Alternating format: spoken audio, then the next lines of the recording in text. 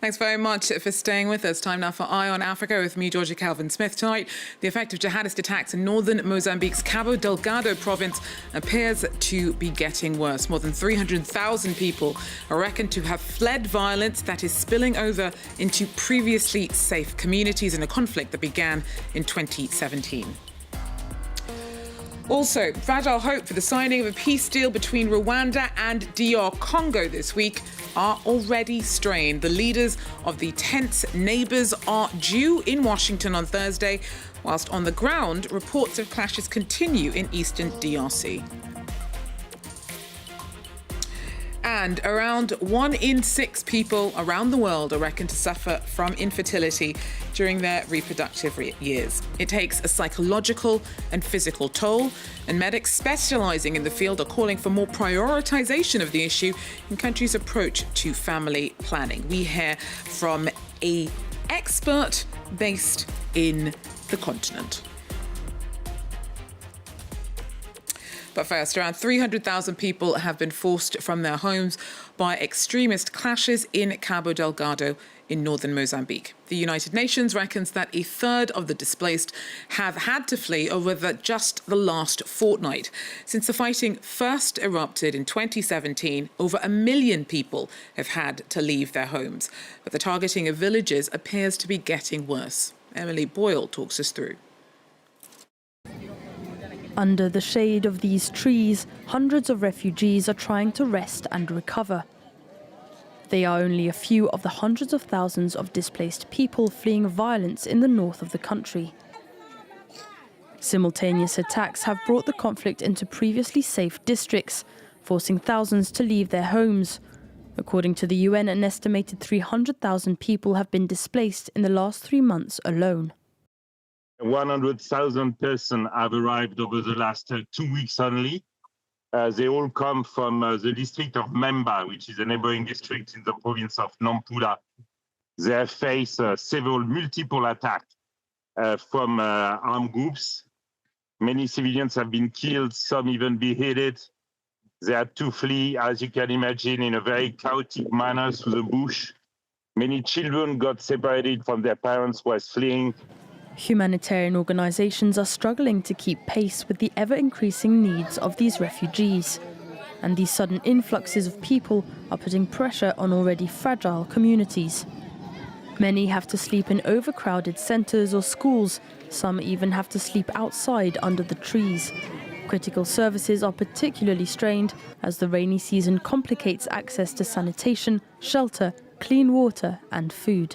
Since the conflict began in 2017, more than 1.3 million people have been displaced in Mozambique, according to the UN, and more than 6,200 people have been killed in the conflict.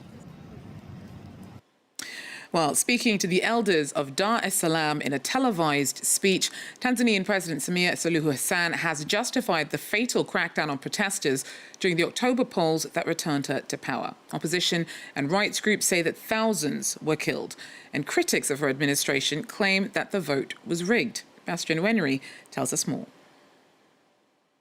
Once again, Samia Suluhu's comments sparked anger in the opposition and civil society. She absolved the Tanzanian police of responsibility and blamed the demonstrators. The force used corresponds to the situation at hand. When we are accused of having used excessive force, what would have been the minimum force? Were we supposed to simply watch demonstrators who were ready to carry out a revolution to its conclusion? In that case, would there still be a state? A state does not function like that. Samia Suluhu also responded to international condemnations of post-electoral violence. She said Tanzania will not be lectured by foreign actors on how to manage its domestic affairs.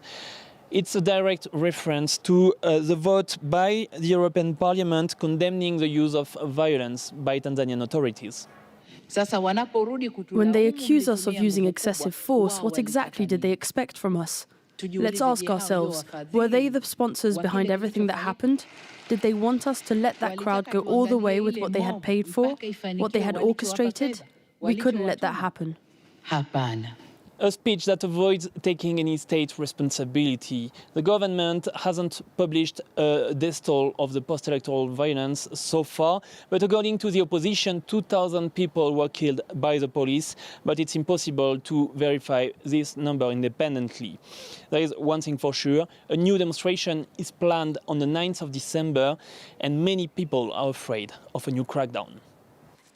Well, 2 days after the death in custody of Cameroon's top opposition figure, and the government and Anicet Ekani's family are at odds over how he died. His loved ones say that he was denied care that could have saved his life. Authorities say not so. On Wednesday, a sit-in in his honour was cracked down by police. Our Indira Ayuk tells us more.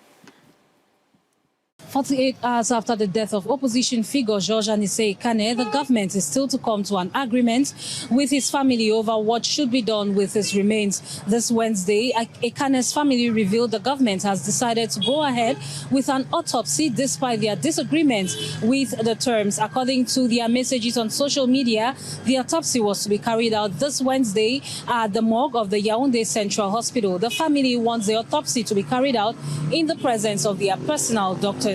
In a related development, a sitting to honor the now deceased politician was interrupted by the presence of police and law enforcement officers around the premises of the Manidem political party in Douala this Wednesday. Anise Ekane's sister called on well-wishers and sympathizers of the politician to converge at the party headquarters Wednesday morning in memory of the 74-year-old who died after 38 days in detention.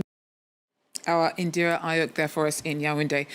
Now, after weeks of setbacks and uncertainty, the leaders of DR Congo and Rwanda are due in Washington on Thursday to sign a peace deal over the M23 rebel conflict in eastern DRC that has escalated this year. Now, the agreement was brokered by US President Donald Trump, but the exercise may be more symbolic than soothing as fighting does continue on the ground. Emmett Livingston's in Kinshasa.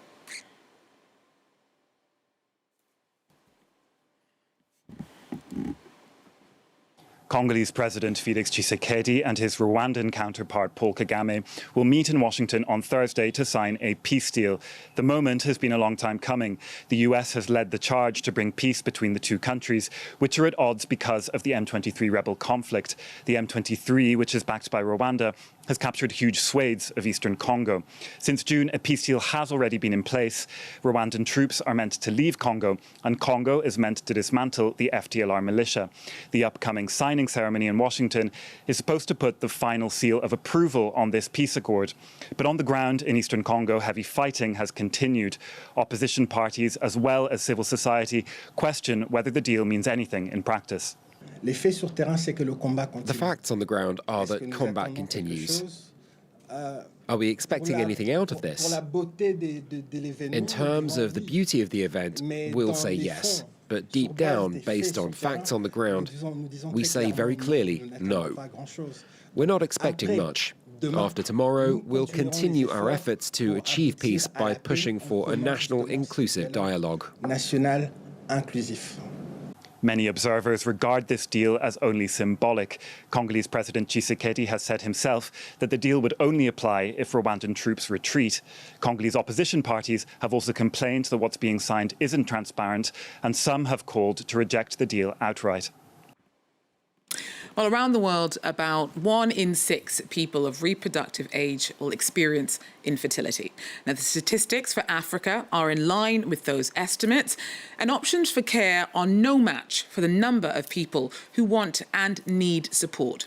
Now, health chiefs from the World Health Organization are pushing for more countries around the world to pull out all the stops when it comes to improving access to fertility care at every level of society. Now, that's both in terms of diagnosis and treatment.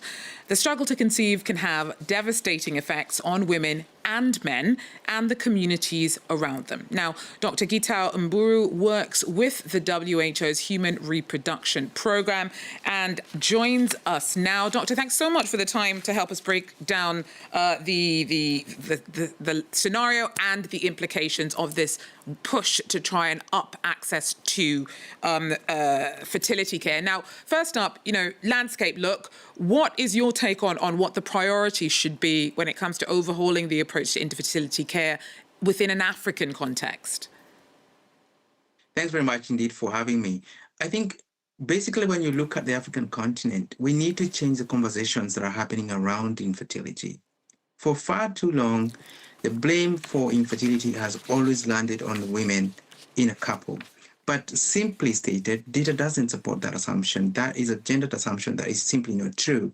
So we know that 45.1% of infertility cases have something to do with a male factor alone, that is in 18%, or in combination with female factors. And we need to change this so that communities understand that a responsibility to have children should not just be placed on women, and actually that male factors can contribute. And this is important, particularly because of masculinity norms around communities.